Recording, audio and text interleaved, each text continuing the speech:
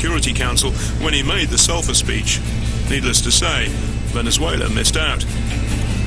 Anti-imperialism is hardwired into the Venezuelan psyche. The local hero, Simon Bolivar, the chap here with a pigeon on his bonds. He threw the Spanish out of South America in the 19th century. Chavez is the high priest of Bolivarianism.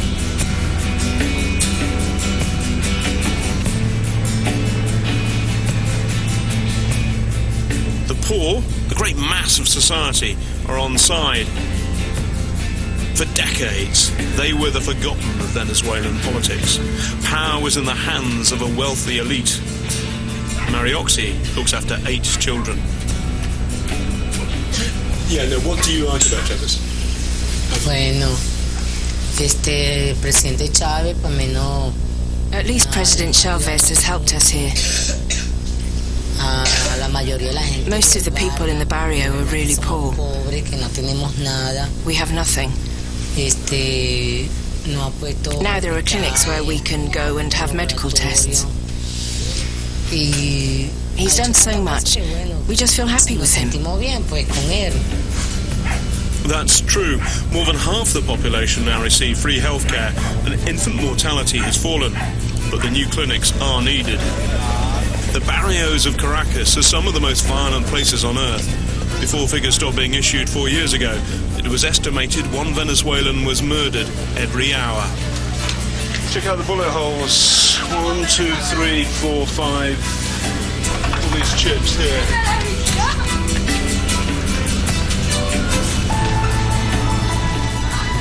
Marioxy doesn't have all her children. This is my son, this is my nephew, this is my other nephew. My son was murdered, this nephew was murdered, and this nephew was murdered. He was killed by the police, he was killed right here on my doorstep, and he was killed a few blocks away. How often do you hear gunfire? Bueno, constantemente. Last night?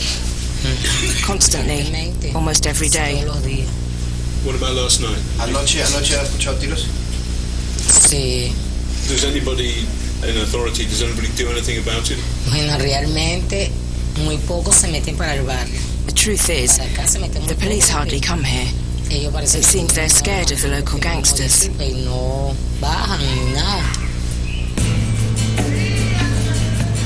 So the verdict on crime? Not good. But under Chavez, some things are changing for the better. Children have a better stab at education than ever before, with 9 out of 10 now finishing primary school. This is where Chavez is spending some of Venezuela's trillions. The children are told who's responsible. El Presidente. Our school has the funds and it provides us with food so that our development and learning are good. Who should we be grateful to?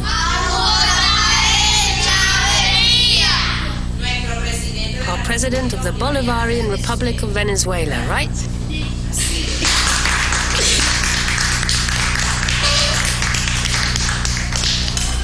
They get a square meal a day, and that means something in the barrio where there might not be much in the fridge at home, if they have one. In a poor country, it's a smart way of making sure the poorest kids come to school. Before Chavez, was there a food program? No, the community and the teachers are really grateful. The children used to say to me, "Miss, I can't do this because I'm hungry." That doesn't happen anymore. Nearly half the population receives subsidized food of some sort. But you can always do more. And he's got loads of money. In the school, we saw few books and no computers, and no sign of new buildings. Chavez's help to the poor isn't that impressive. 60% of Venezuelans still live below the poverty line. And giving away free food is easy. Creating jobs, fighting violence, or building drains, that's more of a challenge. Meanwhile, he's promised $1 billion in aid to the rest of the world, and $30 million, 15 million quid of that a year to London. Chavez is giving cheap oil to London's buses to subsidise tickets for people on income support, and that guarantees him even more airtime on the box. I think the media who are broadcasting this will realise that there is some degree of support for the President of Venezuela. In return, Transport for London is to advise Caracas on cutting down on its eternal traffic jam. In Venezuela, petrol costs just 6 pence a gallon. But not everyone in London thinks the oil for expertise swap a good idea. You won't catch me doing deals with left-wing dictators so that Venezuelan...